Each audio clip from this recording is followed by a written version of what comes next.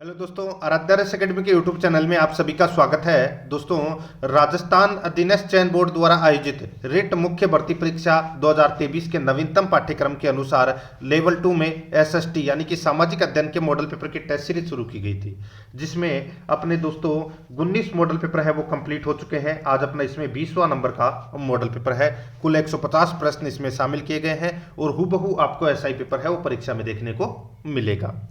दोस्तों, अगर आपने पिछले 19 मॉडल पेपरों का अगर टेस्ट नहीं दिया है तो आप प्ले लिस्ट में जाइए, वहां पे आपको फोल्डर मिल जाएगा रेट एसएसटी लेवल 2 मुख्य परीक्षा मॉडल पेपर के नाम से वहां फोल्डर बना हुआ है। तो आप वहां जाकर पिछले 19 मॉडल पेपरों का टेस्ट है वो अवश्य दें। और आराध्या रेस एकेडमी के यूट्यूब चैनल को सब्सक्राइब नहीं किया तो सब्सक्राइब जरूर करें, बेल आइकन को दबाएं, वीडियो को लाइक और अपने दोस्तों के पास में शेयर जरूर करें।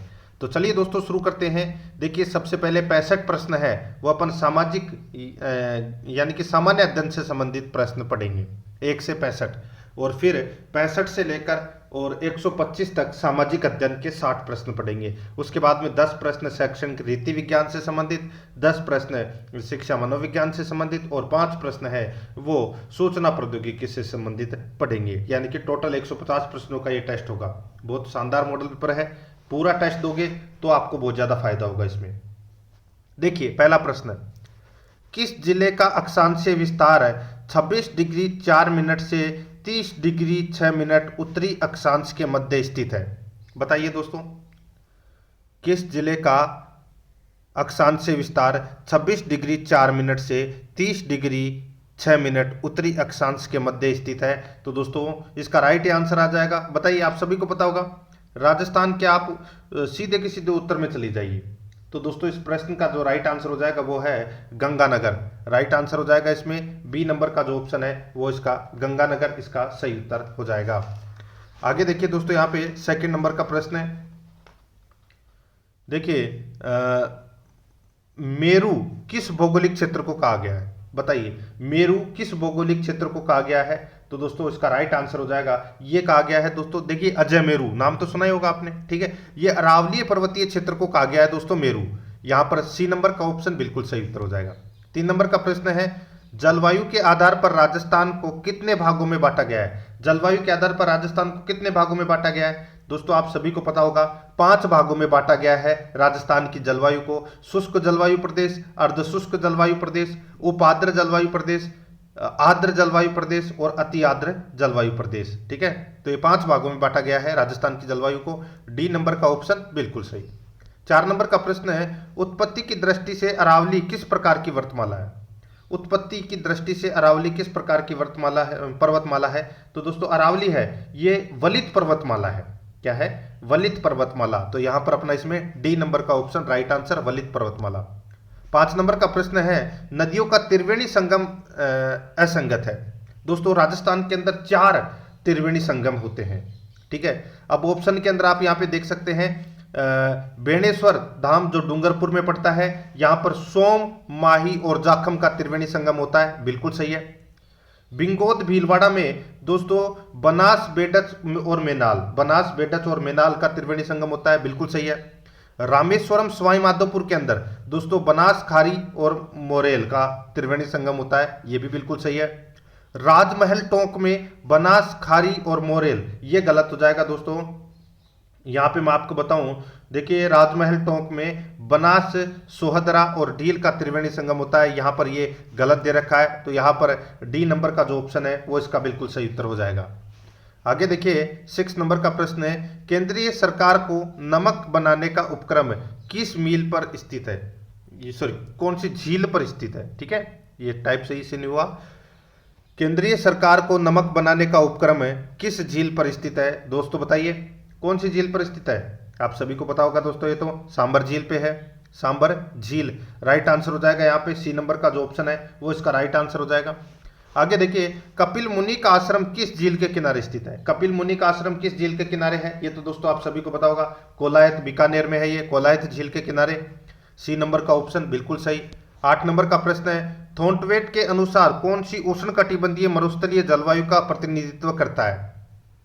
थॉर्नवेट के वर्गीकरण के अनुसार उष्णकटिबंधीय मरुस्थलीय जलवायु को प्रतिनिधित्व करता है, तो कौन करता है बताइए, कौन सा जलवायु करता है? तो ये प्रश्न अभी जो सीईटी की परीक्षा हुई थी उसमें भी ये प्रश्न पूछा गया था, तो इसका राइट आंसर हो जाएगा ईएडी। यहाँ पर बी नंबर का जो ऑप्शन है वो इसका बिल्कुल सही उत्तर हो जाएगा। आगे देखिए, राजस्थान के किस हिस्से में मध्यम काली मिट्टी पाई जाती है? ये तो सभी को पता होगा दोस्तों, मध्यम काली जो मिट्टी है ये दोस्तों हाड़ौती क्षेत्र में पाई जाती है। यहां पर डी नंबर का ऑप्शन राइट आंसर हो जाएगा, हाड़ौती क्षेत्र। देखिए, कथन ए और कारण आर दिया गया है, बताना है इसमें कौन सा सत्य है। ठीक है, देखिए कथन ए में देखिए, पश्चिम में बालू का मैदान में उष्ण कटिबंधीय कटीली वनस्पति मिलती है। पश्चिम के बालू का मैदान में उष्ण कटिबंधीय कटीली वनस्पति मिलती है। दोस्तों ये कथन है, बिल्कुल सत्य कथन है। ठीक है, देखिए यहां कम वर्षा, अधिक तापांतर, निम्न सापेक्षिक आर्द्रता, मृदा में नमी का अभाव, तो दोस्तों ये सभी होते हैं, बिल्कुल सही है। यहाँ पे कथन और कारण दोनों ही क्या है, सत्य है। और दोस्तों इसमें आर है वो एक ही सही व्याख्या भी करता है, तो यहाँ पर बी नंबर का ऑप्शन है वो इसका बिल्कुल सही उत्तर हो जाएगा। आगे देखिए 11 नंबर का प्रश्न है, 2011 की जनगणना के अनुसार राजस्थान में महिला साक्षरता दर है।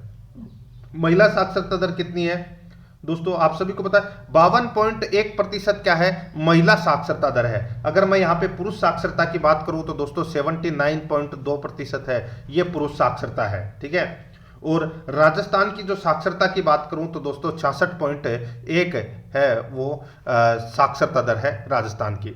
यहां पर डी नंबर का ऑप्शन बिल्कुल सही। 12 नंबर का प्रश्न है, राजस्थान के किस जिले में जनगणना 2011 के अनुसार सबसे कम बाल अनुपात 0 से 6 वर्ष है? बताइए, राजस्थान के किस जिले में जनगणना 2011 के अनुसार सबसे कम बाल लिंगानुपात 0 से 6 वर्ष है? राइट आंसर हो जाएगा दोस्तों, वो है झुंझुनू जिले का। दोस्तों झुंझुनू जिले का जो बाल लिंगानुपात है 0 से 6 वर्ष का वो है 888। ठीक है, और सबसे कम झुंझुनू जिले का ही है। यहां पर डी नंबर का ऑप्शन राइट आंसर हो जाएगा। आगे देखिए 13 नंबर का प्रश्न है, राजस्थान का चौथा टाइगर रिजर्व में अधिसूचित किया गया है। राजस्थान का चौथा टाइगर रिजर्व में अधिसूचित किया गया है, इसका राइट आंसर हो जाएगा वो है दोस्तों रामगढ़। देखिए पहला टाइगर रिजर्व रणथंभौर था, दूसरा था करौली टाइगर रिजर्व, और तीसरा मुकुंदरा हिल्स टाइगर रिजर्व। ठीक है, और चौथा दोस्तों रामगढ़ में बनाया जा रहा है जो बूंदी में स्थित है। ठीक है, राइट आंसर हो जाएगा यहाँ पर बी नंबर का ऑप्शन बिल्कुल सही। आगे देखिए, लोक नृत्य अग्नि संबंधित है। अग्नि है वो किससे संबंधित है? अग्नि नृत्य किससे संबंधित है? तो ये दोस्तों जसनाती संप्रदाय से संबंधित है। बी नंबर का ऑप्शन राइट आंसर। आगे देखिए, राजस्थान में पर्यटन इकाई नीति कब आई? राजस्थान में पर्यटन इकाई नीति कब आई? राइट आंसर हो जाएगा वो है दोस्तों 2020 में। यहाँ पर सी नंबर का जो ऑप्शन है वो इसका राइट आंसर, राजस्थान में पर्यटन इकाई नीति 2020 में लागू की गई। आगे देखिए 16 नंबर का प्रश्न है, लोक नृत्य वालर राजस्थान के किस संप्रदाय से संबंध है? बताइए, वालर नृत्य है ये कौन सी जनजाति से संबंधित है? इसका राइट आंसर हो जाएगा वो है गरासिया जनजाति से संबंधित है वालर नृत्य। यहाँ पर ए नंबर का ऑप्शन बिल्कुल सही उत्तर हो जाएगा। आगे देखिए, महामारू मंदिर निर्माण वास्तुशैली के संरक्षक थे। महामारू मंदिर निर्माण वास्तुशैली के संरक्षक थे, तो वो कौन थे? इसका राइट आंसर हो जाएगा वो है दोस्तों गुर्जर प्रतिहार। ठीक है, गुर्जर प्रतिहार शासक महामारू मंदिर निर्माण वास्तुशैली के संरक्षक थे। राइट आंसर हो जाएगा सी नंबर का ऑप्शन बिल्कुल सही। आगे देखिए 18 नंबर का प्रश्न है, किस दुर्ग को मयूर ध्वजगढ़ भी कहा जाता है? ये सभी को पता होगा दोस्तों। राइट आंसर हो जाएगा इसमें मेहरानगढ़ दुर्ग जोधपुर है, इसको मयूर ध्वज गढ़ भी कहते हैं। राइट आंसर हो जाएगा यहाँ पे ए नंबर का जो ऑप्शन है वो इसका बिल्कुल सही। नेक्स्ट आगे देखिए, यहाँ पर देखिए अजारा की ओवरी किस शैली का भित्ति चित्र है? बताइए, अजारा की ओवरी किस शैली का भित्ति चित्र है? तो दोस्तों ये देवगढ़ शैली का भित्ति चित्र है, ये देवगढ़ शैली का। यहाँ पर डी नंबर का ऑप्शन बिल्कुल सही। आगे देखिए, साधु सीताराम दास किस कृषक आंदोलन से संबंधित थे? साधु सीताराम दास किस कृषक आंदोलन से संबंधित थे?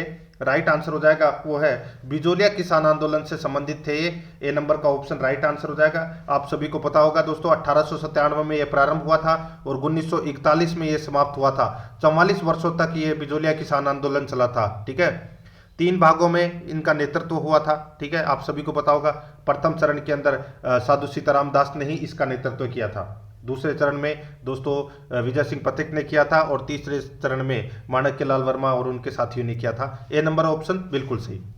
आगे देखिए, राजस्थान में पहली सूती वस्त्र मिल किस जिले में स्थित है?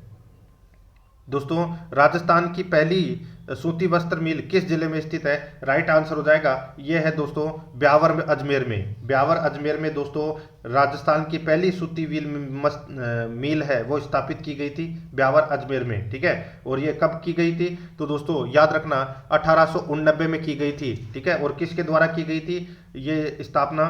तो ये दामोदर दास राठी के द्वारा ये स्थापित की गई थी मिल। सी नंबर ऑप्शन बिल्कुल सही। आगे देखिए, महिला आभूषण नेवरी शरीर के किस अंग पर पहना जाता है? महिला आभूषण नेवरी शरीर के किस अंग पर पहना जाता है? राइट आंसर हो जाएगा नेवरी है ये दोस्तों। नेवरी आभूषण है ये महिलाएं अपने पाँव में पहनती है, ठीक है, पाँव में नेवरी आभूषण पहनती है। राइट आंसर हो जाएगा यहाँ पर सी नंबर ऑप्शन बिल्कुल सही। आगे देखिए, कांगड़ कांड किस प्रजामंडल आंदोलन में गठित हुआ? कांगड़ कांड किस प्रजामंडल आंदोलन में गठित हुआ? तो दोस्तों इसका राइट आंसर हो जाएगा ये कांगड़ कांड है ये बीकानेर प्रजामंडल आंदोलन से संबंधित है। बीकानेर प्रजामंडल से संबंधित है ये कांगड़ कांड, ठीक है, याद रखना। राइट आंसर हो जाएगा यहाँ पर सी नंबर का ऑप्शन, सॉरी बी नंबर का ऑप्शन बिल्कुल सही। आगे देखिए, राजस्थान की किस सभ्यता को ताम्र संचयी के नाम से जाना जाता है? बताइए, राजस्थान की किस सभ्यता को ताम्र संचयी के नाम से जाना जाता है? राइट आंसर हो जाएगा दोस्तों वो है गणेश्वर सभ्यता को ताम्र संचयी के नाम से जाना जाता है। राइट आंसर हो जाएगा यहाँ पर ए नंबर का ऑप्शन बिल्कुल सही। आगे देखिए, बैराठ स्थित पहाड़ी जहां बौद्ध विहार के अवशेष मिले हैं उसे जाना जाता है। बैराठ स्थित पहाड़ी जहां बौद्ध विहार के अवशेष मिले हैं उसे जाना जाता है, उसे किस नाम से जाना जाता है? उसे दोस्तों बीजक पहाड़ी के नाम से जाना जाता है। यहां पर बी नंबर का ऑप्शन राइट आंसर बीजक पहाड़ी, ठीक है। आगे देखिए, किस इतिहासवेता ने कालीबंगा को सिंधु घाटी साम्राज्य की तीसरी राजधानी कहा था? बताइए, किस इतिहासकार ने कालीबंगा को सिंधु घाटी साम्राज्य की तीसरी राजधानी कहा है? तो दोस्तों इसका राइट आंसर हो जाएगा वो है दयाराम साहनी ने। दोस्तों दयाराम साहनी ने सिंधु घाटी सभ्यता को कालीबंगा को सिंधु घाटी सभ्यता की तीसरी राजधानी बताया है। यहां पर ए नंबर ऑप्शन बिल्कुल सही, दयाराम साहनी। नेक्स्ट आगे देखिए, निम्न में से कौन सा युग्म असंगत है वो अपने को यहां पर बताना है। दोस्तों यहां पर देखिए, एक तरफ सिक्का है दूसरी तरफ प्रचलन क्षेत्र है। यहां पर आप देख सकते हैं स्वरूप शाही जो सिक्का है ये मेवाड़ क्षेत्र में प्रचलित था, बिल्कुल सही है। विजय शाही सिक्का है ये जोधपुर में प्रचलित था, ठीक है, बिल्कुल सही है। झाड़ शाही सिक्के हैं ये जयपुर में प्रचलित थे, बिल्कुल सही है। मदन शाही जो सिक्के हैं ये बीकानेर में नहीं, ये कोटा राज्य में दोस्तों ये इन सिक्कों का प्रचलन था, ठीक है। तो यहां पर अपना बी नंबर का ऑप्शन राइट आंसर हो जाएगा। आगे देखिए, राठौड़ों की कुलदेवी मानी जाती है। दोस्तों राठौड़ों की कुलदेवी है वो करणी माता मानी जाती है, करणी माता। यहाँ पर बी नंबर ऑप्शन बिल्कुल सही। 29 नंबर का प्रश्न है, निम्न में से किस लोक देवता का जन्म खड़नाल नागौर में हुआ? किस लोक देवता का जन्म खड़नाल नागौर में हुआ? तो इसका राइट आंसर हो जाएगा वो है दोस्तों वीर तेजाजी महाराज का जो जन्म है वो दोस्तों खड़नाल नागौर में हुआ था। राइट आंसर हो जाएगा यहाँ पर ए नंबर का ऑप्शन बिल्कुल सही। आगे देखिए, यहाँ पर है राजस्थान के रूणीचा मेले की कौन सी विशेषता है जो सुखी समाज के लिए आवश्यक है? बताइए दोस्तों, राजस्थान के रूणीचा का जो मेला है ये सांप्रदायिक सद्भाव, भाईचारे का भाव, ठीक है, और सुखी समाज एकता का भाव इसमें मिलता है। तो इसका राइट आंसर हो जाएगा वो है दोस्तों इसमें सांप्रदायिक सद्भाव, ठीक है। रामदेव जी का मेला है उसकी बात हो रही है यहाँ पे, सांप्रदायिक सद्भाव, ए नंबर ऑप्शन बिल्कुल सही। आगे देखिए, निम्न में से जांबेश्वर का मेला किस स्थान पर बनता है? बताइए, जांबेश्वर का मेला यानी कि जाम्बोजी का जो मेला है ये नोखा बीकानेर में बढ़ता है दोस्तों। कहां पर है? नोखा बीकानेर में। तो यहां पर अपना इसमें right answer D number option हो जाएगा। आगे देखिए, हाड़ौती शैली के प्रसिद्ध चित्रकार थे। हाड़ौती शैली के प्रसिद्ध चित्रकार कौन थे? तो दोस्तों इसका राइट आंसर हो जाएगा, देखिए मैं आपको बता देता हूं, सुरजन, अली अहमद, रामपाल, ये तीनों ही दोस्तों हाड़ौती शैली के प्रमुख चित्रकार थे। राइट आंसर हो जाएगा यहाँ पर उपरोक्त सभी। डी नंबर ऑप्शन बिल्कुल सही। आगे देखिए, राजस्थान स्कूल ऑफ आर्ट्स की स्थापना किसने की?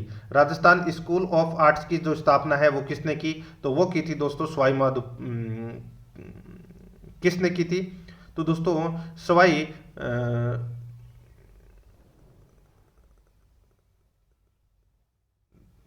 देखिए,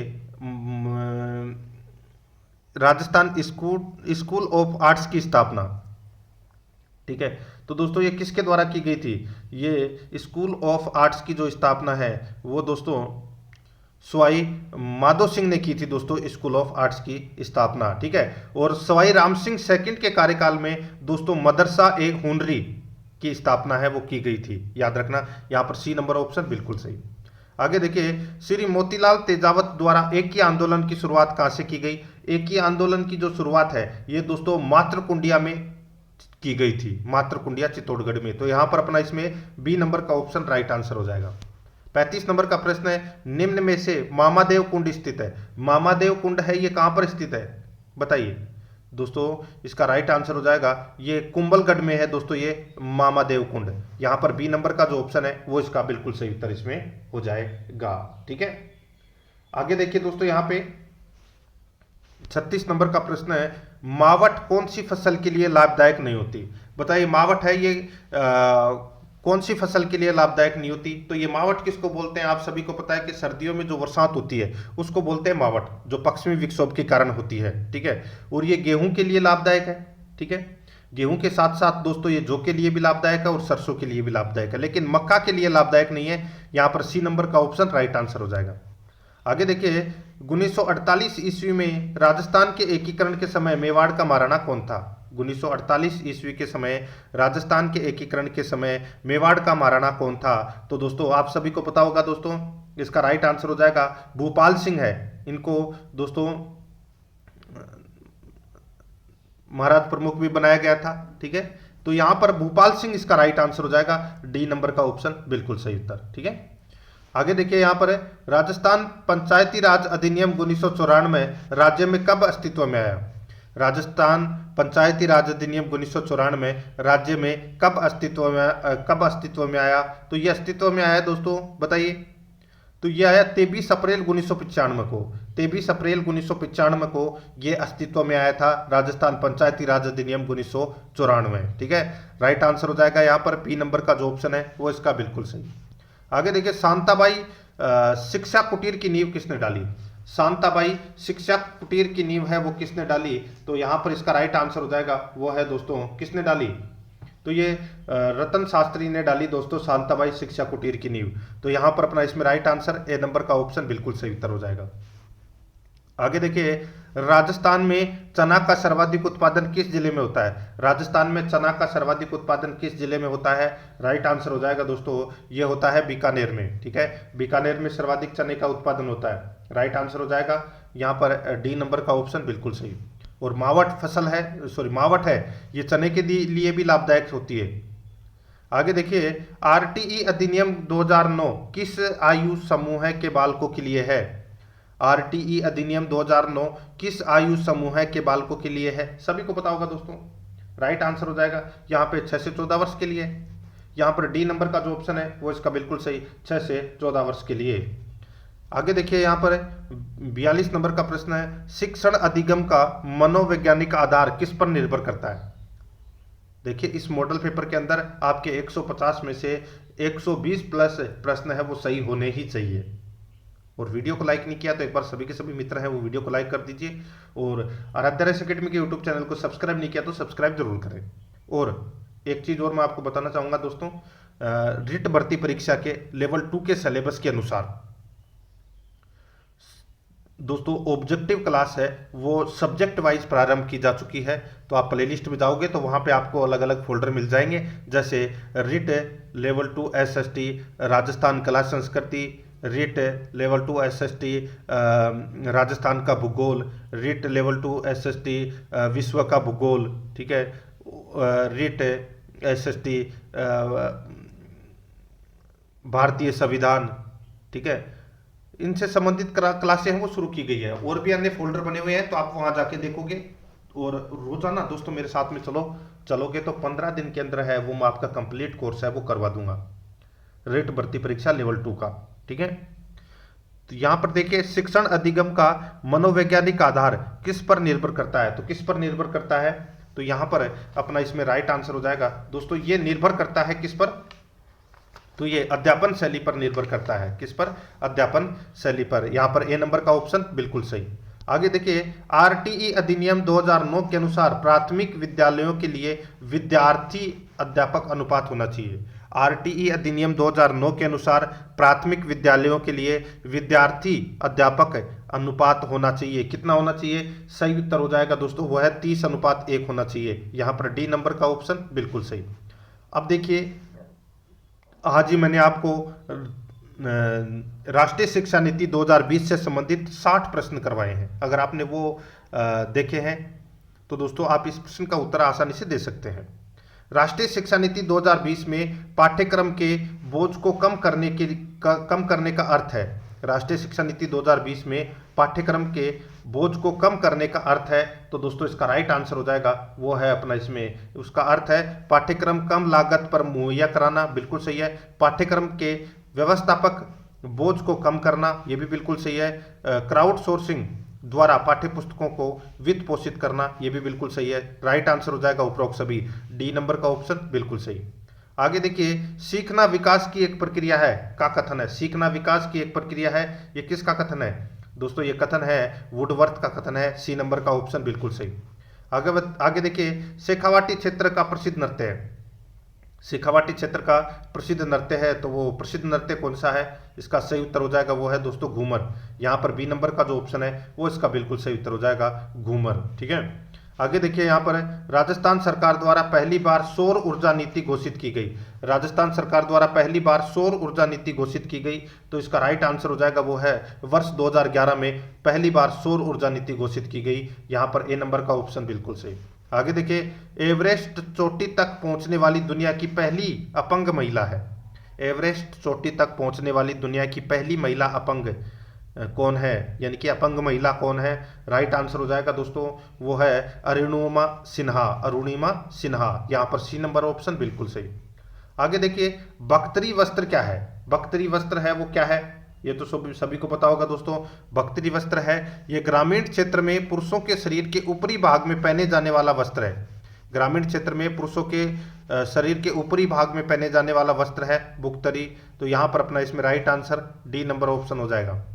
आगे देखिए राजस्थान के किस वर्ष महिला बीपीएल जीवन रक्षा कोष योजना का आरंभ किया गया था, राजस्थान में किस वर्ष मुख्यमंत्री बीपीएल जीवन रक्षा कोष योजना का आरंभ किया गया था, तो इसका राइट आंसर हो जाएगा यह आरंभ किया गया था दोस्तों वर्ष 2009 में। यहाँ पर डी नंबर का ऑप्शन बिल्कुल सही उत्तर हो जाएगा। आगे देखिए राज्य में बाजरा अनुसंधान केंद्र कहाँ है, राज्य में बाजरा अनुसंधान केंद्र कहाँ है, तो दोस्तों बाजरा अनुसंधान केंद्र बाड़मेर में है, कहाँ पर है, बाड़मेर में, ए नंबर ऑप्शन बिल्कुल सही। आगे देखिए भारत में अब तक कितनी बार शिक्षा नीति आ चुकी है, दोस्तों 3 बार शिक्षा नीति आ चुकी है, आज ही मैंने आपको बताया है। एक तो 1968 में, एक 1986 में और एक 2020 में, 2021 में आई है लेकिन वो शिक्षा नीति 2020 है। ठीक है, तो यहां पर इसका राइट आंसर हो जाएगा उपरोक्त सभी, यहां पर डी नंबर का ऑप्शन बिल्कुल सही उत्तर हो जाएगा। आगे देखिए खेजड़ी को किस वर्ष राज्य वृक्ष का दर्जा दिया गया था, खेजड़ी को किस वर्ष राज्य वृक्ष का दर्जा दिया गया था, इसका राइट आंसर हो जाएगा वो है दोस्तों अपना इसमें 31 अक्टूबर 1983, 31 अक्टूबर 1983, यहाँ पर सी नंबर का ऑप्शन बिल्कुल सही। आगे देखिए चिंकारा को राज्य पशु का नाम दिया गया था, चिंकारा को राज्य पशु का नाम दिया गया था, तो यहाँ पर इसका राइट आंसर हो जाएगा वो है 1983 में दिया गया था दोस्तों चिंकारा को राज्य पशु का नाम, यहाँ पर डी नंबर का ऑप्शन बिल्कुल सही उत्तर हो जाएगा। आगे देखिए राजस्थान में कौन सी जगह पटवारी ट्रेनिंग स्कूल नहीं है, बताइए कौन सी जगह पटवारी ट्रेनिंग स्कूल नहीं है, तो यहाँ पर आप देख सकते हैं दोस्तों कोटा में है, अलवर में है, टोंक में है, लेकिन चित्तौड़गढ़ में पटवारी ट्रेनिंग स्कूल नहीं है, यहाँ पर डी नंबर का ऑप्शन बिल्कुल सही उत्तर हो जाएगा। आगे देखिए राजस्थान में शासन सचिवालय की स्थापना कब हुई, राजस्थान में शासन सचिवालय की जो स्थापना है ये दोस्तों कब हुई थी, तो ये नवंबर 1949 में शासन सचिवालय की स्थापना हुई थी, सी नंबर ऑप्शन बिल्कुल सही। आगे देखिए प्रसिद्ध निशानेबाज राज्यवर्धन सिंह राठौड़ का जन्म राजस्थान के कौन से जिले में हुआ था? दोस्तों राजेंद्र सिंह राठौड़ जो ये प्रसिद्ध निशानेबाज थे, इनका जो जन्म है वो दोस्तों कहाँ हुआ था? राजस्थान में। राइट आंसर हो जाएगा दोस्तों, इनका जो जन्म है ये उदयपुर में हुआ था। राइट आंसर हो जाएगा यहाँ पे सी नंबर का ऑप्शन बिल्कुल सही। आगे देखिए, निम्न में से असंगत युग्म कौन सा है वो अपने को यहाँ पर बताना है। असंगत युग्म कौन सा है वो अपने को यहाँ पर क्या करना है? बताना है। यहाँ पर देखिए एक तरफ है वो दोस्तों खेल दे रखे हैं, ठीक है, और एक तरफ है खिलाड़ी दे रखे हैं। दोस्तों कुश्ती से संबंधित खिलाड़ी रामपाल हैं, बिल्कुल सही है। बॉक्सिंग से संबंधित सागरमल दायल है, बिल्कुल सही है। तीरंदाजी से संबंधित लिम्बाराम है, बिल्कुल सही है। कुश्ती से संबंधित मंजरी भार्गव, गलत हो जाएगा। मंजरी भार्गव है ये दोस्तों तैराकी से संबंधित है, ठीक है, तैराकी से संबंधित है। तो यहाँ पर डी नंबर का ऑप्शन राइट आंसर हो जाएगा, ये युग्म असंगत है। आगे देखिए, एनईपी 2020 के अनुसार ईसीसीई का पूर्ण रूप क्या है? आज ही मैंने आपको बताया है ईसीसी का पूर्ण रूप क्या है। इसका राइट आंसर हो जाएगा वो है दोस्तों अपना इसमें कौन सा? तो दोस्तों वो है बाल्यावस्था की देखभाल और शिक्षा। बाल्यावस्था की देखभाल और शिक्षा। तो यहां पर डी नंबर का जो ऑप्शन है वो इसका बिल्कुल सही उत्तर हो जाएगा। आगे देखिए, देखिए किस चरण में छात्रों को पंचतंत्र, जातक, हितोपदेश और भारतीय परंपरा से प्रेरक कहानियां पढ़ने और सीखने का अवसर दिया जाएगा? ये मैंने आपको बताया था दोस्तों, ये भी प्रश्न देखिए राष्ट्रीय शिक्षा नीति 2020 से संबंधित परीक्षा में 3 से 4 या 4 से 5 प्रश्न है वो इसमें पूछे जाएंगे शैक्षिक परिदृश्य में। दोस्तों अगर आपने वो प्रश्न नहीं देखे हैं तो आप आराध्यारस एकेडमी राष्ट्रीय शिक्षा नीति 2020 लिख के यूट्यूब पे सर्च कर लेना, आपको वो प्रश्न मिल जाएंगे, ठीक है। देखिए किस चरण में छात्रों को पंचतंत्र, जातक, हितोपदेश और भारतीय परंपरा से प्रेरक कहानियां पढ़ने और सीखने का अवसर दिया जाएगा? तो यहां पर इसका राइट आंसर हो जाएगा वो है दोस्तों इसमें वो है मध्य चरण, ठीक है। राइट आंसर इसमें ए नंबर का ऑप्शन बिल्कुल सही उत्तर हो जाएगा, मध्य चरण। आगे देखिए, देखिए ग्रह के वैश्विक उत्पादन में भारत का कौन सा इसमें देखिए गेहूं है ये, ठीक है।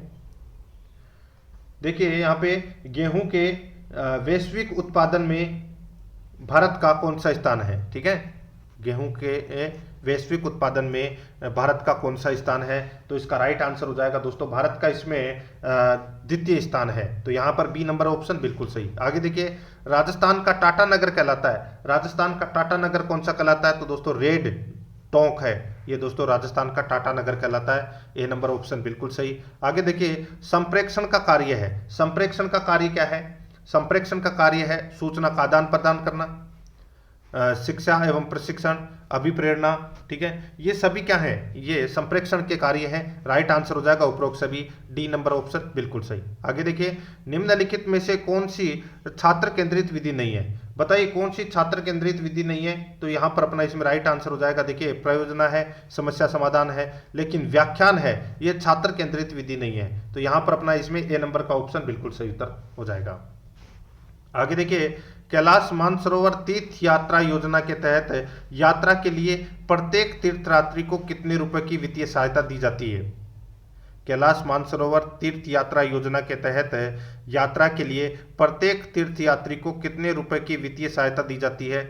तो यहाँ पर इसका राइट आंसर हो जाएगा वो है दोस्तों अपना इसमें 1 लाख रुपए की वित्तीय सहायता दी जाती है। ए नंबर ऑप्शन बिल्कुल सही। अब दोस्तों यहाँ पर देखिए, सामाजिक अध्ययन के यहाँ पर 60 प्रश्न है वो परीक्षा में पूछे जाएंगे। देखिए 66 नंबर प्रश्न है, भारत की संविधान सभा गठित करने का आधार क्या था? भारत की संविधान सभा गठित करने का आधार क्या था? तो दोस्तों वो आधार है वो क्या था? तो यहाँ पर आधार है वो था दोस्तों cabinet mission plan 1946। Cabinet mission plan 1946 है। तो यहाँ पर अपना इसमें बी नंबर का जो ऑप्शन है वो इसका बिल्कुल सही उत्तर हो जाएगा। सामाजिक अध्ययन से संबंधित 60 प्रश्न है वो परीक्षा में पूछे जाएंगे, ठीक है। आगे देखिए दोस्तों, यहाँ पे 67 नंबर का प्रश्न है, कैबिनेट मिशन योजना के अंतर्गत संविधान निर्मात्री परिषद में प्रत्येक प्रांत की आवंटित सदस्य संख्या निर्धारित करने के लिए एक प्रतिनिधि कितनी जनसंख्या के अनुपात में था? एक प्रतिनिधि कितनी जनसंख्या के अनुपात में था? ये भी आप सभी को पता होगा दोस्तों। 10 लाख की आबादी पर एक स्थान है वो आवंटन किया गया था। तो यहाँ पर अपना इसमें राइट आंसर हो जाएगा 10 लाख व्यक्ति पर एक प्रतिनिधि है वो बनाया गया था। राइट आंसर इसमें बी नंबर ऑप्शन हो जाएगा। आगे देखिए, निम्न में से कौन सी मुद्रा की विशेषता है? बताइए, निम्न में से कौन सी मुद्रा की विशेषता है? तो यहाँ पर देखिए, सामान्य स्वीकार्यता, सजातीय इकाई, तरल संपत्ति, तो ये सभी है, ये मुद्रा की विशेषता है। राइट आंसर हो जाएगा उक्त सभी, डी नंबर का ऑप्शन बिल्कुल सही। आगे देखिए, सामाजिक वैज्ञानिक निर्धनता निर्धारण के लिए निम्न में से किसको प्रचलन में नहीं लाते? सामाजिक वैज्ञानिक निर्धनता निर्धारण के लिए निम्न में से किसको प्रचलन में नहीं लाते? तो दोस्तों, किसको प्रचलन में नहीं लाते? तो यहाँ पर अपना इसमें राइट आंसर हो जाएगा वो है दोस्तों, लिंगानुपात को प्रचलन में नहीं लाते। राइट आंसर हो जाएगा डी नंबर ऑप्शन बिल्कुल सही। आगे देखिए, निम्न में से कौन से वर्ग खाद्य असुरक्षित है? बताइए, कौन से वर्ग खाद्य असुरक्षित है? राइट आंसर हो जाएगा दोस्तों इसमें देखिए, भूमिहीन और लघु कामगार। भूमिहीन और लघु कामगार हैं, ये दोनों दोस्तों खाद्य असुरक्षित वर्ग में आते हैं। राइट आंसर हो जाएगा यहाँ पर डी नंबर का ऑप्शन बिल्कुल सही। आगे देखिए, इनमें से कौन सा प्राथमिक क्षेत्र का भाग है? इनमें से कौन सा प्राथमिक क्षेत्र का भाग है? बताइए, पता चल गया होगा आपको। यहाँ पे देखिए, कृषि, वन, खनिज, ये तीनों है, ये दोस्तों प्राथमिक क्षेत्र के भाग हैं। राइट आंसर हो जाएगा उपरोक्त सभी, डी नंबर का ऑप्शन बिल्कुल सही।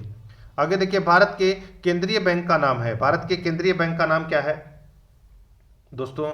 भारत के केंद्रीय बैंक का नाम है रिजर्व बैंक ऑफ इंडिया, यानी कि आरबीआई। सी नंबर का ऑप्शन बिल्कुल सही। आगे देखिए, परिसंपत्तियों में निवेश का मुख्य उद्देश्य है। परिसंपत्तियों में निवेश का मुख्य उद्देश्य क्या है? तो दोस्तों, मुख्य उद्देश्य है लाभ अधिकतमकरण। ठीक है, लाभ अधिकतमकरण है। राइट आंसर हो जाएगा ए नंबर ऑप्शन बिल्कुल सही। आगे देखिए, उपभोक्ता सुरक्षा कानून को किस नाम से जाना जाता है? उपभोक्ता सुरक्षा कानून को किस नाम से जाना जाता है? तो दोस्तों, किस नाम से जाना जाता है? तो इसको कोपरा के नाम से जाना जाता है दोस्तों, COPRA के नाम से जाना जाता है। ठीक है, आगे देखिए, 75 नंबर प्रश्न है, ब्रिटिश शासन के दौरान भारत की राष्ट्रीय आय की वार्षिक समृद्धि दर थी। ब्रिटिश शासन के दौरान भारत की राष्ट्रीय आय की वार्षिक समृद्धि दर क्या थी? राइट आंसर हो जाएगा दोस्तों इसमें, वो थी दोस्तों 2%। यहाँ पर सी नंबर का जो ऑप्शन है वो इसका बिल्कुल सही उत्तर इसमें हो जाएगा। आगे देखिए दोस्तों, यहाँ पे मुगल काल में सम्राट की अनुपस्थिति में शासन का सारा दायित्व किसका होता था?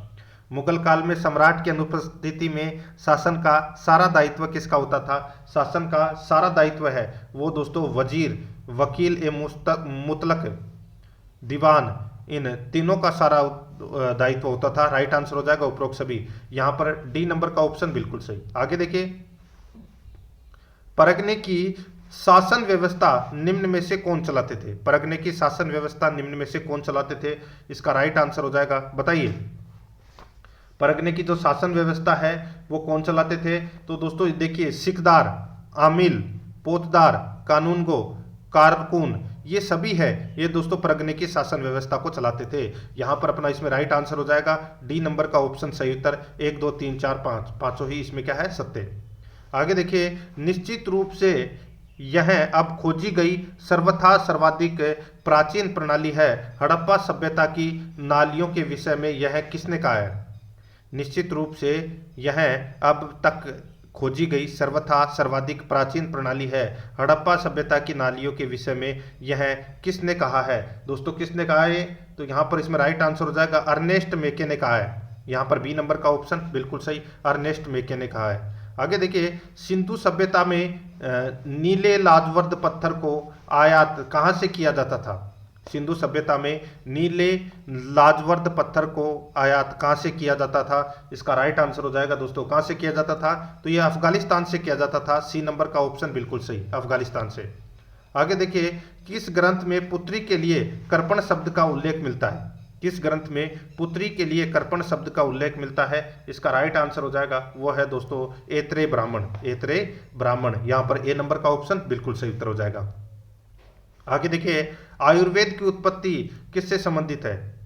बताइए, कौन से वेद में आयुर्वेद की उत्पत्ति बताई गई है? राइट आंसर हो जाएगा दोस्तों इसमें देखिए, अथर्ववेद में दोस्तों आयुर्वेद की उत्पत्ति है वो बताई गई है। किसमें? अथर्ववेद में। तो यहाँ पर अपना इसमें राइट आंसर हो जाएगा डी नंबर का ऑप्शन बिल्कुल सही। आगे देखिए, पृथ्वी अपनी धुरी के चारों तरफ किस दिशा में घूमती है? ये भी आप सभी को पता होगा दोस्तों। पृथ्वी अपनी धुरी के चारों तरफ किस दिशा में घूमती है? तो ये पश्चिम से पूर्व की ओर घूमती है दोस्तों, पश्चिम से पूर्व की ओर घूमती है। बी नंबर का ऑप्शन राइट आंसर। आगे देखिए, अपने अक्ष पर पृथ्वी एक चक्कर कितने समय में पूरा करती है? अपने अक्ष पर पृथ्वी एक चक्कर कितने समय में पूरा करती है? तो दोस्तों ये पूरा करती है 24 घंटे में। यहां पर सी नंबर का ऑप्शन राइट आंसर हो जाएगा 24 घंटे में। आगे देखिए, शोभ सीमांत परत का नामकरण किस मौसम विज्ञानी द्वारा किया गया? शोभ सीमांत परत का नामकरण किस मौसम विज्ञानी द्वारा किया गया? तो इसका राइट आंसर हो जाएगा वो है नीबियर शो। नीबियर शो, यहां पर सी नंबर का ऑप्शन राइट आंसर हो जाएगा नीबियर शो। आगे देखिए, कौन सी गैस ऑक्सीजन को श्वसन योग्य बनाती है? कौन सी गैस ऑक्सीजन को श्वसन योग्य बनाती है? तो इसका राइट आंसर हो जाएगा वो है नाइट्रोजन। ठीक है, नाइट्रोजन गैस ऑक्सीजन को श्वसन योग्य बनाती है। यहां पर बी नंबर का ऑप्शन राइट आंसर हो जाएगा। आगे देखिए, नाइट्रोजन गैस को प्रारंभ में किस नाम से जाना जाता था? नाइट्रोजन गैस को प्रारंभ में किस नाम से जाना जाता था? तो इसका राइट आंसर हो जाएगा वो है मेफेटिक एयर के नाम से जाना जाता था। नाइट्रोजन गैस को प्रारंभ में मेफेटिक एयर के नाम से जाना जाता था। ए नंबर ऑप्शन बिल्कुल सही। आगे देखिए, भूमध्य रेखा से उत्तर की ओर 30 डिग्री पर कौन सी अक्षांश रेखा स्थित है? भूमध्य रेखा से उत्तर की ओर 30 डिग्री अक्षांश पर कौन सी रेखा स्थित है? 23 डिग्री पर कौन सी अक्षांश रेखा स्थित है?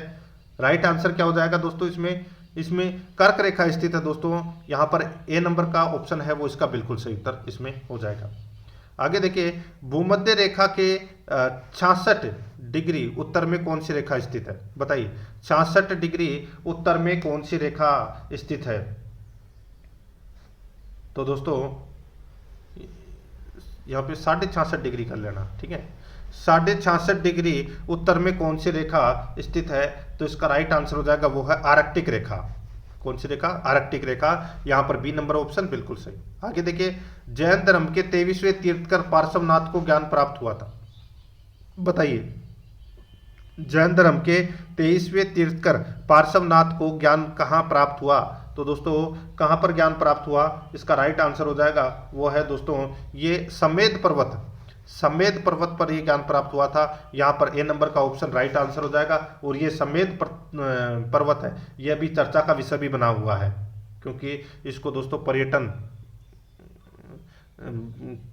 पर्यटन बना दिया गया है यहाँ पर। ठीक है, ए नंबर ऑप्शन बिल्कुल सही। आगे देखिए, महावीर स्वामी को मोक्ष कहाँ प्राप्त हुआ? महावीर स्वामी को मोक्ष है वो कहाँ प्राप्त हुआ था? इसका राइट आंसर हो जाएगा दोस्तों मोक्ष पावापुरी में प्राप्त हुआ था। यहाँ पर सी नंबर ऑप्शन बिल्कुल सही। आगे देखिए, शुरुआती सालों में कांग्रेस ने कई आर्थिक मुद्दे उठाए, निम्न में से कौन सी मांग नहीं उठाई गई?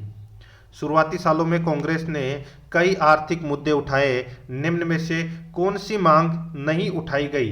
तो यहां पर इसका राइट आंसर हो जाएगा वो है न्याय व्यवस्था में सुधार किया जाए। न्याय व्यवस्था में सुधार किया जाए। यहां पर डी नंबर का ऑप्शन बिल्कुल सही। आगे देखिए, स्वदेशी आंदोलन को आंध्र के डेल्टा इलाकों में किस नाम से जाना जाता है? स्वदेशी आंदोलन को आंध्र के डेल्टा इलाकों में किस नाम से जाना जाता है? तो इसका राइट आंसर हो जाएगा किस नाम से जाना जाता है? इसका सही उत्तर हो जाएगा वो है दोस्तों इसमें वंदे मातरम आंदोलन। यहाँ पर बी नंबर का ऑप्शन बिल्कुल सही उत्तर हो जाएगा वंदे मातरम आंदोलन। आगे देखिए, सौरमंडल में ऊंचाई की ओर जाने पर तापमान में परिवर्तन सामान्य तापपतन दर के अनुसार कितना होता है? बताइए, सौरमंडल में ऊंचाई की ओर जाने पर तापमान में परिवर्तन सामान्य तापपतन दर के अनुसार कितना होता है? तो दोस्तों 165 मीटर प्रति 1 सेंटीग्रेड होता है। तो यहां पर अपना इसमें राइट आंसर ए नंबर का ऑप्शन बिल्कुल सही।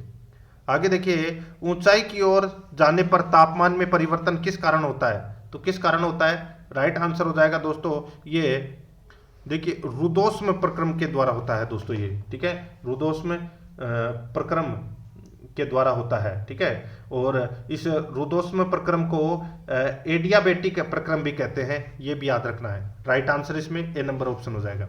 आगे देखिए, लघु वेद या ऐतिहासिक वेद किसे कहा जाता है? लघु वेद या ऐतिहासिक वेद किसे कहा जाता है? तो ये शतपथ ब्राह्मण को कहा जाता है दोस्तों, लघु वेद या ऐतिहासिक वेद। राइट आंसर हो जाएगा यहाँ पर इसमें ए नंबर का जो ऑप्शन है वो इसका बिल्कुल सही।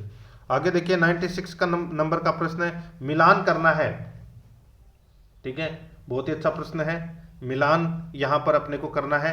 और दोस्तों ये देखिए, एक तरफ महिला है और दूसरी तरफ वो महिला किससे संबंधित है वो अपने को यहाँ पर क्या करना है, बताना है। ठीक है, अब यहाँ पर देखिए रजित्री, रजित्री है ये रंगाई का काम करने वाली महिला कहलाती थी, रजित्री। ठीक है, और उपल प्रेक्षणी ये अनाज पीसने वाली महिला कहलाती थी। और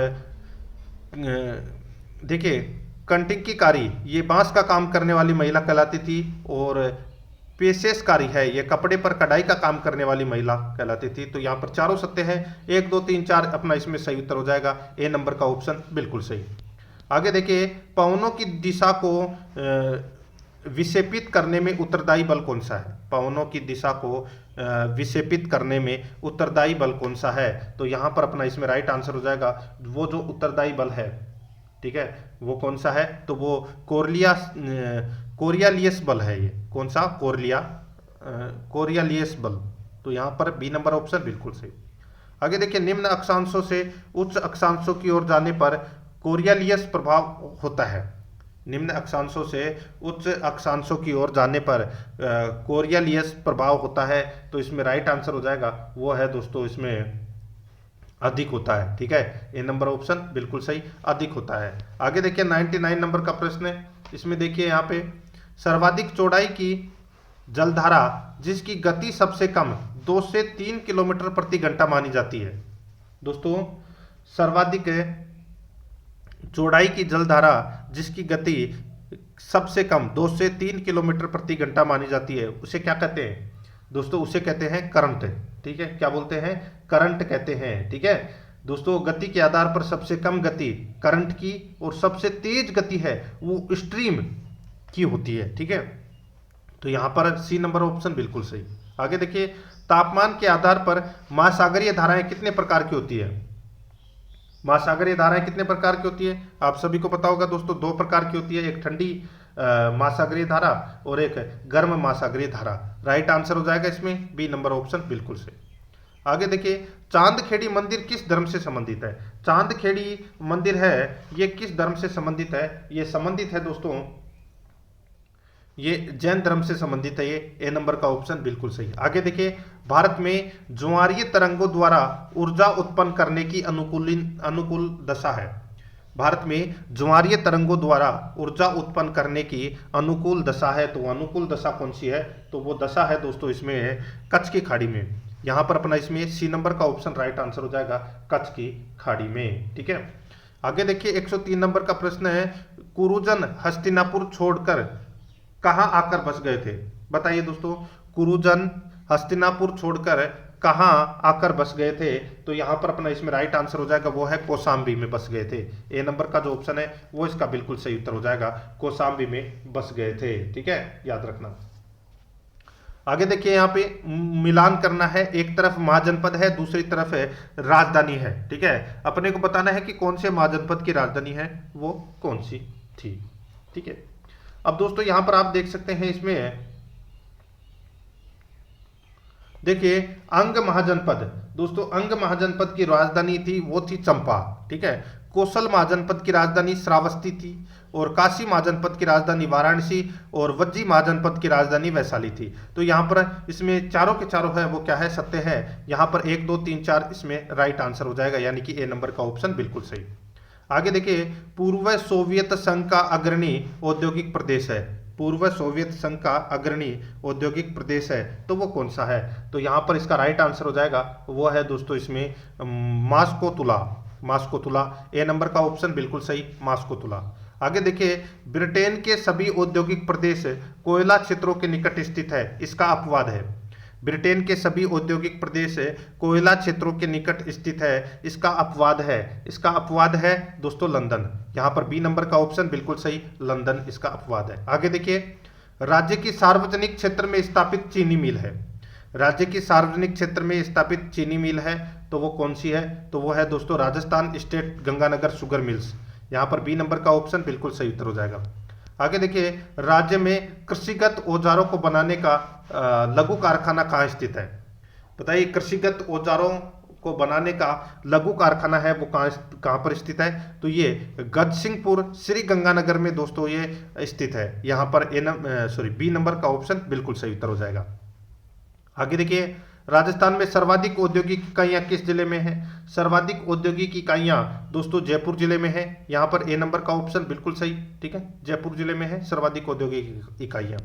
आगे देखिए, राजस्थान में औद्योगिक विकास के लिए वृहद एवं मध्यम आकार के उद्योगों को अवधि ऋण एवं पूंजी प्रदान करने के लिए कार्य करने वाले संगठन का नाम है। राजस्थान में औद्योगिक विकास के लिए वृहद एवं मध्यम आकार के उद्योगों को अवधि ऋण एवं पूंजी प्रदान करने के लिए कार्य करने वाले संगठन का नाम है तो वो कौन सा है? तो वो है दोस्तों रिको। यहाँ पर डी नंबर का ऑप्शन बिल्कुल सही, रिको। आगे देखिए, राजस्थान के सभी जिलों में जिला उद्योग केंद्र की स्थापना किस पंचवर्षीय योजना में की गई? राजस्थान के सभी जिलों में जिला उद्योग केंद्र की स्थापना किस पंचवर्षीय योजना में की गई? तो यहाँ पर अपना इसमें राइट आंसर हो जाएगा वो है दोस्तों इसमें 5वीं पंचवर्षीय योजना में। यहाँ पर बी नंबर का ऑप्शन बिल्कुल सही। आगे देखिए, जर्मनी का सबसे प्रमुख औद्योगिक प्रदेश है। जर्मनी का सबसे प्रमुख औद्योगिक प्रदेश है तो वो कौन सा है? तो वो है दोस्तों रूहर, ठीक है। कौन सा है? रूर प्रदेश जिसको आप बोल सकते हैं, ठीक है। यहाँ पर ए नंबर का जो ऑप्शन है वो इसका बिल्कुल सही उत्तर इसमें हो जाएगा। आगे देखिए, जापान का मैनचेस्टर, बताइए जापान का मैनचेस्टर कौन सा है? दोस्तों इसका राइट आंसर हो जाएगा, जापान का जो मैनचेस्टर है वो है ओसाका। कौन सा है? ओसाका है, ठीक है। तो यहां पर अपना इसमें डी नंबर का ऑप्शन बिल्कुल सही। आगे देखिए, वे उद्योग जिनकी अवस्थिति उद्योग स्थानीयकरण के कारकों के बिना कहीं पर भी स्थापित हो जाती है। वे उद्योग जिनकी अवस्थिति उद्योग स्थानीयकरण के कारकों के बिना कहीं पर भी स्थापित हो जाती है तो इसका राइट आंसर हो जाएगा दोस्तों वो है इसमें कौन सा? तो वो है स्वच्छंद उद्योग। यहां पर बी नंबर का जो ऑप्शन है वो इसका राइट आंसर हो जाएगा स्वच्छंद उद्योग, ठीक है।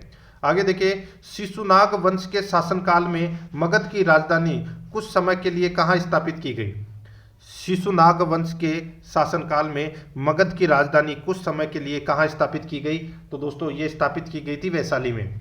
यहाँ पर बी नंबर ऑप्शन बिल्कुल सही, वैशाली में। आगे देखिए, निम्न में से किस कुल में बिंबिसार के वैवाहिक संबंध नहीं थे? निम्न में से किस कुल में बिंबिसार के वैवाहिक संबंध नहीं थे? तो यहाँ पर इसका राइट आंसर हो जाएगा वो है हर्यक। यहाँ पर डी नंबर का ऑप्शन बिल्कुल सही, हर्यक। आगे देखिए, पार्श्वनाथ ने 4 व्रतों की आवश्यकता पर जोर दिया था, वहां महावीर स्वामी ने एक और व्रत पर जोर दिया, वह व्रत कौन सा था? पार्श्वनाथ ने 4 व्रतों की आवश्यकता पर जोर दिया था, वहां महावीर स्वामी ने एक और व्रत पर जोर दिया, वह व्रत कौन सा था? तो दोस्तों वह व्रत कौन सा था? तो वो ब्रह्मचर्य था। यहां पर बी नंबर का ऑप्शन बिल्कुल सही, ब्रह्मचर्य। आगे देखिए, जैन साहित्य का संकलन किस भाषा में है? जैन साहित्य का संकलन किस भाषा में है? इसका राइट आंसर हो जाएगा दोस्तों, बताइए कौन सी भाषा में? तो इसका राइट आंसर हो जाएगा वो है दोस्तों प्राकृत भाषा में। यहाँ पर बी नंबर का ऑप्शन बिल्कुल सही, प्राकृत भाषा में। आगे देखिए शादवाद सिद्धांत है, शादवाद सिद्धांत है तो दोस्तों इसका राइट आंसर हो जाएगा शादवाद सिद्धांत है, ये जैन धर्म का है। यहाँ पर ए नंबर ऑप्शन बिल्कुल सही, जैन धर्म का। आगे देखिए, महासागरीय धाराएं उत्तरी गोलार्ध में किस प्रकार संचालित होती है? महासागरीय धाराएं उत्तरी गोलार्ध में किस प्रकार संचालित होती है? इसका राइट आंसर हो जाएगा वो है घड़ी की सुई के अनुरूप दोस्तों महासागरीय धाराएं उत्तरी गोलार्ध में संचालित होती है। ए नंबर ऑप्शन बिल्कुल सही। आगे देखिए, महासागरीय धाराएं दक्षिणी गोलार्ध में किस प्रकार संचालित होती है? तो दोस्तों सीधा सा हो जाएगा घड़ी की सुई के विपरीत संचालित होती है। बी नंबर का ऑप्शन बिल्कुल सही। आगे देखिए, वायुमंडल में 13 से 50 किलोमीटर तक की ऊंचाई तक कौन सी परत पाई जाती है? वायुमंडल में 13 से 50 किलोमीटर की ऊंचाई तक कौन सी परत पाई जाती है? इसका राइट आंसर हो जाएगा वो है समताप मंडल की परत पाई जाती है। बी नंबर का ऑप्शन बिल्कुल सही। आगे देखिए, भूपटल पर संचालित पवन प्रवाह के आधार पर पवनों के कितने प्रकार हैं? भूपटल पर संचालित पवन प्रवाह के आधार पर पवनों के कितने प्रकार हैं? दोस्तों इसका राइट आंसर हो जाएगा, बताइए पवनों के कितने प्रकार हैं? तो दोस्तों दो प्रकार है, राइट आंसर हो जाएगा यहाँ पे बी नंबर का जो ऑप्शन है वो इसका बिल्कुल सही उत्तर हो जाएगा, एक स्थायी पवन और एक अस्थायी पवन। ठीक है, आगे देखिए, ग्रहीय पवने या सनातनी पवने किन पवनों के अन्य नाम हैं? तो दोस्तों किन पवनों के ये अन्य नाम है? राइट आंसर हो जाएगा दोस्तों इसमें वो है स्थायी पवने के अन्य नाम है ये नंबर ऑप्शन बिल्कुल सही। आगे देखिए, सर्वप्रथम चारों आश्रम का एक साथ उल्लेख किस में मिलता है? सर्वप्रथम चारों आश्रम का एक साथ उल्लेख किस में मिलता है? तो दोस्तों ये मिलता है ज्वालोपनिषद में। यहाँ पर सी नंबर का ऑप्शन बिल्कुल सही, ज्वालोपनिषद में। अब दोस्तों यहाँ पे शैक्षणिक रीति विज्ञान से संबंधित 10 प्रश्न पूछे जाएंगे परीक्षा में, या आप यहाँ पे देख सकते हैं। सामाजिक विज्ञान अध्ययन की आवश्यकता है, सामाजिक विज्ञान अध्ययन की आवश्यकता है, तो दोस्तों वो आवश्यकता क्या है? तो दोस्तों वो आवश्यकता है सामाजिक सांस्कृतिक संरचना एवं उसके पर्यावरण से संबंध को समझने के लिए। तो यहाँ पर ए नंबर का ऑप्शन बिल्कुल सही उत्तर हो जाएगा। आगे देखिए, निम्नलिखित में से सामाजिक विज्ञान की नवीन संकल्पना कौन सी है? सामाजिक विज्ञान की नवीन संकल्पना कौन सी है? तो वो है अंतर्राष्ट्रीय संबंधों का अध्ययन। यहाँ पर डी नंबर का ऑप्शन बिल्कुल सही उत्तर हो जाएगा। आगे देखिए, सामाजिक विज्ञान कक्षा कक्ष की प्रमुख विशेषता क्या है? सामाजिक विज्ञान कक्षा कक्ष की प्रमुख विशेषता क्या है? तो दोस्तों प्रमुख विशेषता है प्रदर्शन की सुविधा। यहाँ पर सी नंबर ऑप्शन बिल्कुल सही। आगे देखिए, अनुभव शंकु सबसे पहले किसने दिया? अनुभव शंकु सबसे पहले किसने दिया? तो ये दिया था दोस्तों एडगर डेल ने। किसने दिया था? एडगर डेल ने दिया था ये। आगे देखिए, यहाँ पर एक उत्तम परीक्षण होना चाहिए, एक उत्तम परीक्षण होना चाहिए, तो ये होना चाहिए दोस्तों विश्वसनीय, वेद, विभेदकारी। तो यहाँ पर इसका राइट आंसर हो जाएगा उपरोक्त सभी, डी नंबर का ऑप्शन बिल्कुल सही। आगे देखिए, निम्नलिखित में से कौन सा विकल्प कक्षा 7 के बालकों के द्वारा अपनी सृजनात्मक अभिव्यक्ति को प्रदर्शित करने हेतु उपयुक्त होगा? निम्नलिखित में से कौन सा विकल्प है कक्षा 7 के बालकों द्वारा अपनी सृजनात्मक अभिव्यक्ति को प्रदर्शित करने हेतु उपयुक्त होगा? तो इसका राइट आंसर हो जाएगा वो है स्क्रैप बुक तैयार करना, स्क्रैप बुक तैयार करना, बी नंबर का ऑप्शन बिल्कुल सही। आगे देखिए, अधिगम होता है दोस्तों, अधिगम होता है, तो ये होता है दोस्तों दोनों विद्यालयों में एवं विद्यालय के बाहर। यहाँ पर सी नंबर का ऑप्शन बिल्कुल सही उत्तर हो जाएगा। आगे देखिए, सतत एवं व्यापक मूल्यांकन की शुरुआत ने मूल्यांकन व्यवस्था को, सतत एवं व्यापक मूल्यांकन की शुरुआत ने मूल्यांकन व्यवस्था को दोस्तों बालकों के संपूर्ण व्यक्तित्व को अधिक प्रदर्शित करने वाला बनाया है। यहाँ पर ए नंबर का ऑप्शन बिल्कुल सही उत्तर हो जाएगा। आगे देखिए, एक प्रभावी शिक्षक वह है जो, एक प्रभावी शिक्षक वह है जो विद्यार्थियों को अध्ययन के लिए प्रेरित कर सके, विद्यार्थियों को अध्ययन के लिए प्रेरित कर सकें, सी नंबर का ऑप्शन बिल्कुल सही। आगे देखिए, एथेंस निवासी व स्पार्टा निवासी के बीच उनकी परस्पर महानता को दर्शाने वाले काल्पनिक संवाद की गतिविधि आयोजित करना सामाजिक विज्ञान के निम्न में से किस विषय के साथ सहसंबंध को इंगित करता है? एथेंस निवासी व स्पार्टा निवासी के बीच उनकी परस्पर महानता को दर्शाने वाले काल्पनिक संवाद की गतिविधि आयोजित करना सामाजिक विज्ञान के निम्न में से किस विषय के साथ सहसंबंध को इंगित करता है? तो इसका राइट आंसर हो जाएगा वो है दोस्तों भाषा को। यहाँ पर बी नंबर का ऑप्शन बिल्कुल सही, भाषा को। आगे देखिए, अब अपन शैक्षणिक मनोविज्ञान से संबंधित 10 प्रश्न पढ़ेंगे। देखिए, यदि बाह्य प्रेरणा एक अंत की युक्ति है तो आंतरिक प्रेरणा क्या है? बताइए। यदि बाह्य प्रेरणा एक अंत की युक्ति है तो आंतरिक प्रेरणा है क्या है? आंतरिक प्रेरणा दोस्तों अपने आप में एक अंत है। राइट आंसर इसमें बी नंबर ऑप्शन हो जाएगा। आगे देखिए, मनोविश्लेषण का मानना है कि एक प्राथमिक साधन है जिसके द्वारा ईगो आईडी पर आच्छद रखता है, यह कहलाता है। बताइए।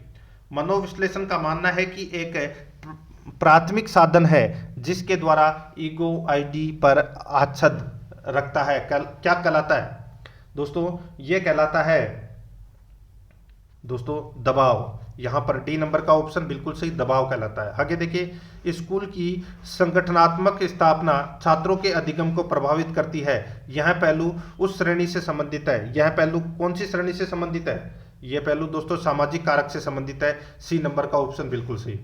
आगे देखिए, निम्नलिखित में से कौन सा राष्ट्रीय पाठ्य चर्चा 2005 ढांचे में मार्गदर्शक सिद्धांत नहीं है?